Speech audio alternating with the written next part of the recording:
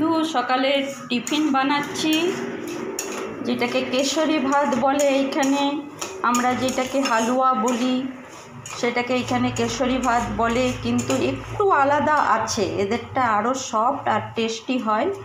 তো আমি অতটা ভালো অত ভালো ইনগ্রিডিয়েন্টস আমার কাছে জোগাড় নেই, তাও আমি এটা করছি। এই যে এইদিকে চিনির শিরা বসিয়ে দিয়েছি, একটু নুন আর 8-10 চামচ চিনি, 2 এলাচ আর তেজপাতা দিয়ে, আর এইদিকে এটা ভাজছি, সুজিটা রিফাইনে ভাজছি।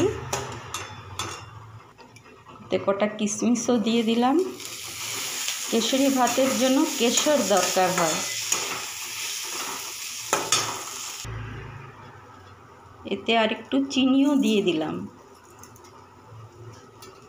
ওরা কিন্তু কেশরী ভাতে আনারসের রস দেয় বা ছোট ছোট আনারসের টুকরো করে দেয়, আমি ওগুলো ছাড়াই শুধু কিশমিশ দিয়েই বানাচ্ছি।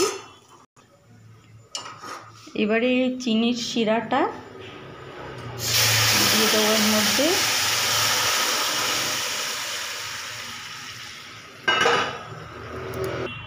এবারে 1 চামচ গাওয়া ঘি, 2-4 চামচ দিলে আরও ভালো, আর একটু না হয় দিয়েই দিলাম।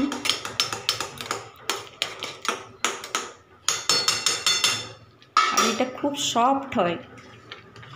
আখের রস দিয়েও ওরা করে, আখের রস, তারপরে আনারসের রস। এই যে যখন হয়ে এলো তখন একটা ছোট্ট টুকরো এই পাতলা গ্রেটারে গ্রেট করে দিয়ে দিলাম বিট। যদি কেশর থাকে তো ভালো কথা, কেশর নেই আমার কাছে, আমি এই বুদ্ধিটা বের করলাম। এই ছোট গ্রেটারে করে, পাতলা গ্রেটারে একদম ছোট এক টুকরা বিট গ্রেট করে দিয়ে দিলাম। এটা কিন্তু এখনই নামিয়ে দিতে হবে, এর থেকে বেশি শুকানো হবে না, কেন ঠান্ডা হলে এটা আরও টেনে যাবে।